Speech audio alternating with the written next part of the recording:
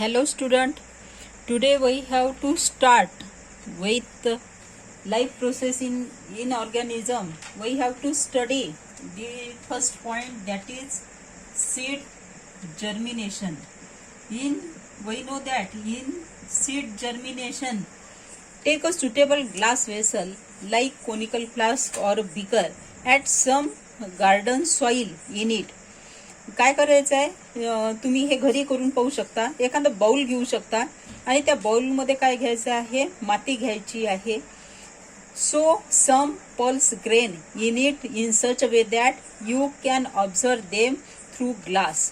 म्हणजे ते ग्लासमध्ये टाकायचं आणि आपल्याला काय करायचं आहे, काचेच्या याच्यात जर आपण घेतलं तर त्यामध्ये काय होऊन राहिलेलं आहे ते आपण पाहू शकतो. आणि दररोज त्यामध्ये काय करायचं आहे, पाणी टाकायचं आहे, जेणेकरून आपल्याला काय करता येईल, what may be changes occur in the bowl. We can see that all develops. म्हणजेच त्याच्यामध्ये काय डेव्हलप होते, ओल डेव्हलप होते. म्हणजे अशा पद्धतीचं काय तयार होते, त्यामध्ये ओल तयार होते, म्हणजे कोंब तयार होते. आणि ovary into the fruit after germination.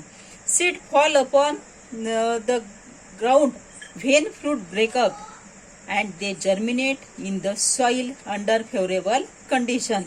Zygote is developed.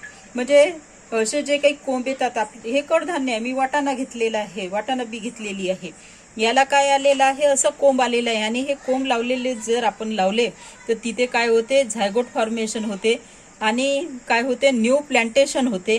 And this process is called as seed germination. Second, we have to know that sexual reproduction in this chapter, previous chapter, heredity and variation, we can know that in men, we have know that men, what is the main difference between men and women. Men can have the chromosome XY and women can have the chromosome XY. असे sex chromosome असतात. Reproductive system with specific organ develop in the body of men and women due to this sex chromosome only.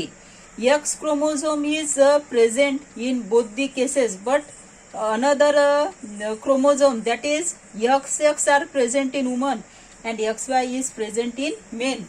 And main difference, Y chromosome is only present in men and X chromosome is present only in woman.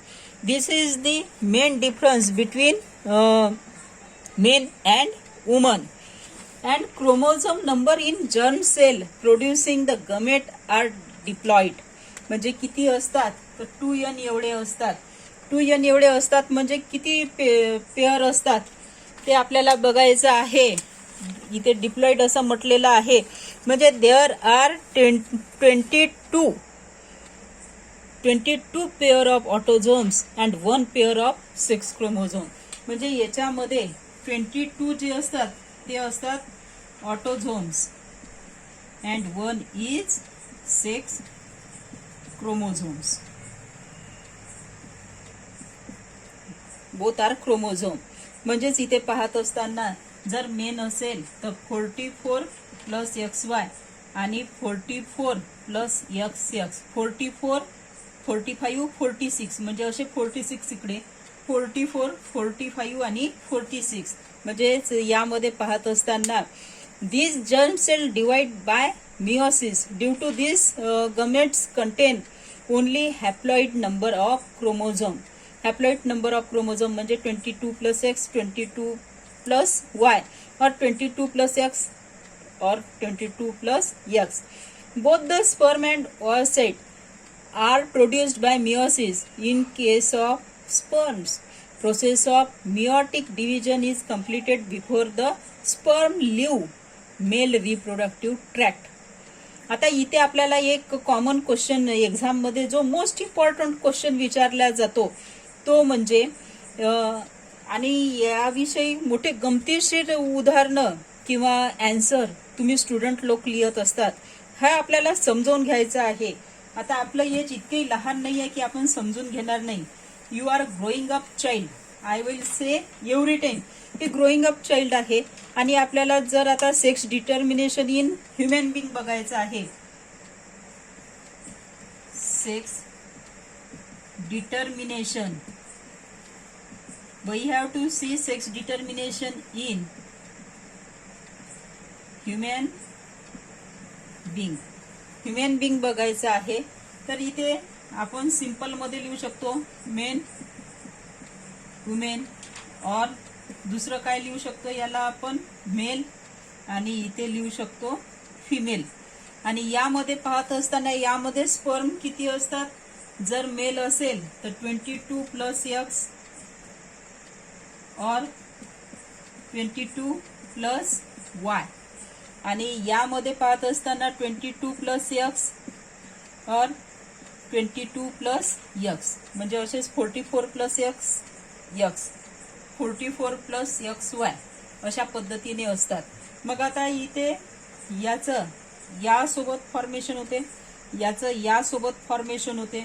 असं जर formation झालं, परत दुसरं formation काय आहे, I will use another pen. पहा, हे एक फॉर्मेशन झालं, हे याच्यासोबत दुसरं फॉर्मेशन झालं. मी लिहून टाकते 22 plus X and 22 plus X. Here ब्लॅकवाला जो आहे 22, आपण एकच याचं लिहत आहोत, एक मिनिट.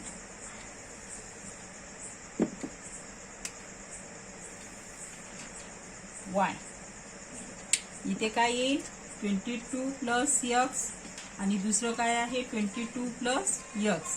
आता मी यातले एक घेतले, यातले दोन्ही घेतलेले आहे. आता यामध्ये चेंज बघू, हा घेतलेला आहे, याच्यासोबत हा एक झालेला आहे, म्हणजे काय झालेला आहे 22 प्लस एक्स आणि 22 प्लस वाय असं आलेलं आहे. त्यानंतर अनदर इज हाच घेतलेला आहे, पण याच्यासोबत काय फॉर्मेट झाला, इकडचा हा झालेला आहे, म्हणजे मग काय येईल 22 प्लस वाय आणि 22 प्लस एक्स. ज्याच्यामध्ये एक्स वाय येईल तिथे जे काही येईल तिथे मेल येईल. पहा इथे एक्स एक्स आलं, म्हणजेच इथे जे फॉर्मेशन होईल ते काय होईल गर्ल. एक्स वाय आलं म्हणजेच इथे काय होईल बॉय. इथे एक्स वाय आलं म्हणजे बॉय.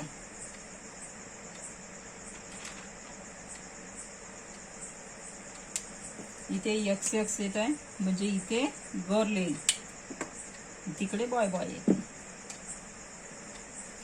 गर्ल, आणि इकडे परत काय येईल एक्स वाय आल्यामुळे boy.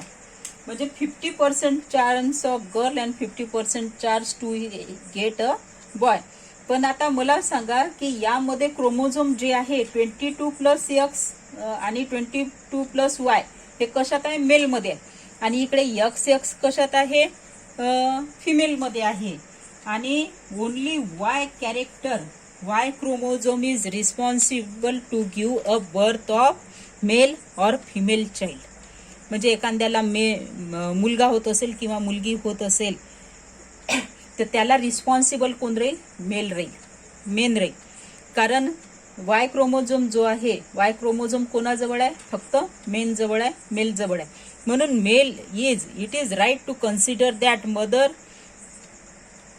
is not responsible for a girl child. Only male is responsible to have a girl or boy, because Y chromosome can decide girl or boy. म्हणजे girl होईल की boy होईल हे कशावरून डिसाइड होते, फक्त या क्रोमोझोम वरून. It is a most important and in every exam, board exam that question is ask. हा क्वेश्चन विचारतातच आणि तुम्हाला तो चांगला करायचा आहे. त्यानंतर last part of the topic, we can end the topic today, we can end that topic. And last point is reproduction and modern technology. We can study reproduction and modern technology. Many couple cannot have children due to various reasons. In case of women, irregularity in menstrual cycle, difficulty in oocyte production, obstacle in the ovaries, difficulty in plantation in uterus, and so many problems. So in modern advanced medical technology like IVF, first one is IVF. IVF, it is nothing but a in vitro fertilization. In vitro fertilization, fertilization is brought about in the test tube. म्हणजे याला taste tube, पूर्ण fertilisation जे आहे ते taste tube मध्ये केल्या जाते आणि टेस्ट ट्यूब मध्ये केल्यानंतर मग ते गर्भाशयामध्ये जोडल्या जाते. त्याला IVF असं प्रोसिजर म्हणतात. म्हणजे ज्या कपलला चाइल्ड होऊ शकत नाही किंवा लेस स्पर्म काउंट असेल, ऑब्स्टॅकल चा प्रॉब्लेम असेल, त्याच्यासाठी ही मोस्ट इम्पॉर्टंट थेरपी आहे. Second one is surrogacy. Surrogacy is very common in India also. म्हणजे सरोगसी काय आहे की नेमकी प्रोसिजर काय आहे सरोगसी म्हणजे, some woman have a problem in implantation of embryo in uterus. Such women can take the help of modern remedial technique called as surrogacy. मग या टेक्निकमध्ये नेमकं काय करतात, काही कपल असे असतात की काही लेडीजचा असा प्रॉब्लेम असतो की तिचं गर्भाशय हे बाळ सांभाळू शकत नाही. अशा वेळेस मग काय करतात की स्पर्म अँड oocyte हे काढल्या जाते. IVF टेक्नॉलॉजीनुसार त्याला फर्टिलाइज केलं जाते आणि एक अशी जी स्त्री म्हणा किंवा आपल्या रिलेटिव्ह मधली एखादी वुमन जी गरीब आहे आणि ती सेरोगट मदर व्हायला तयार आहे, ती तिचं गर्भाशय आपल्याला भाड्याने देते आणि त्या गर्भाशयामध्ये या कपलचं बाळ पूर्ण 9 महिने वाढ केल्या जाते. तसा करार केला जातो आणि लिखित स्वरूपात त्यांच्याकडून लिहून घेतल्या जाते की जन्म झाल्यानंतर बाळावर त्या सेरोगट मदरचा कुठलाही अधिकार राहणार नाही आणि त्याच्या मोबदल्यात तिला काय दिलं जाते, पैसे दिले जाते. It is a surrogacy. Then another is sperm bank. Sperm bank or semen bank. Semen bank. In multi-city जे असतात, तर या multi-city मध्ये काय असतात, मोठमोठ्या कंपन्यांमध्ये काय केलेलं आहे की हे जे एम्प्लॉई असतात या एम्प्लॉई कडून बॉन्ड लिहून घेतलेले असतात की कुठलंही घरचं प्रॉब्लेम न येतात ती सर्व्हिस त्यांना करायची आहे. मग आता चाइल्ड म्हटलं की काहीतरी प्रॉब्लेम येणार म्हणून मग ते करार करतात की इतके वर्ष लग्न करणार नाही किंवा लग्न झालं तर बाळ होऊ देणार नाही. मग अशा याच्यात स्पर्म जे असतात याला काहीतरी एज लिमिट असते. There is a some age limit to have a particular sperm and semen. म्हणजे निरोगी स्पर्म त्याचं एक एज असते. मग काय करतात, हे स्पर्म किंवा सिमेन हे काढून ठेवल्या जाते आणि ते प्रिझर्व केल्या जाते. जसं बँकेमध्ये आपण पैसे ठेवतो तसे स्पर्म किंवा सिमेन काय करून ठेवतात, पूर्ण मेडिकल चेकअप झाल्यानंतर आणि सगळ्या प्रोसिजर नंतर हे तिथे साठवून ठेवतात. त्याचं लॉकर सारखी सिस्टीम असते आणि त्याच्यामध्ये under suitable condition it can be serve. आणि जेव्हा गरज असेल तेव्हा मग काय केलं जाते, ते इम्प्लांट केलं जाते. It is a sperm bank or semen bank. Then another is a twins. We know that word, twins. Two embryo develop simultaneously in the same uterus and thus two offspring are delivered simultaneously. Such offspring are called as twins. अशा याला काय म्हणायचं आहे, twins. Many couple have twins. There are two main types of twins, monozygotic twins and dizygotic. Monozygotic form in single embryo and during early period of embryonic development within 8 days of the zygote formation, cell of that embryo divide into two groups. These two groups develop as two separate embryo. Thus monozygotic twins are formed. And such type of monozygotic twins are exactly same to each other. म्हणजे यामध्ये पाहत असताना मोनोझायगोटिक आणि इथे पाहत असताना डायझायगोटिक म्हटलं. मोनोझायगोटिक exactly same असतात, डायझायगोटिक वेगवेगळ्या म्हणजे आतमध्ये वेगवेगळ्या सिच्युएशनमध्ये डेव्हलप झाल्यामुळे मग ते कसे असतात त्याच्यामध्ये सम डिफरन्स मे बी देअर. म्हणजे त्यांचे वेगळे एम्ब्रिओ असतात, हा एम्ब्रिओ एकच असतो. Another part is reproductive health. A person state of being physical, mental, social strongness is called health. In our country, there seems to be a lack of awareness regarding reproductive health due to various reasons.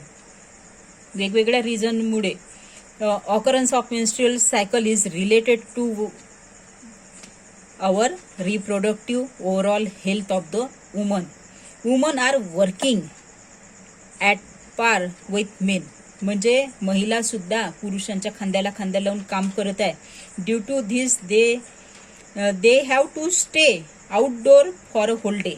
आणि जर असं काम करत असेल पुरुषांप्रमाणे तर मग त्यांना दिवसभर काय राहावं लागते, घराच्या बाहेर राहावं लागते. अशा याच्यात कुठलीही स्त्री स्वतःची काळजी घेऊ शकत नाही कोणत्याही बाबतीमध्ये.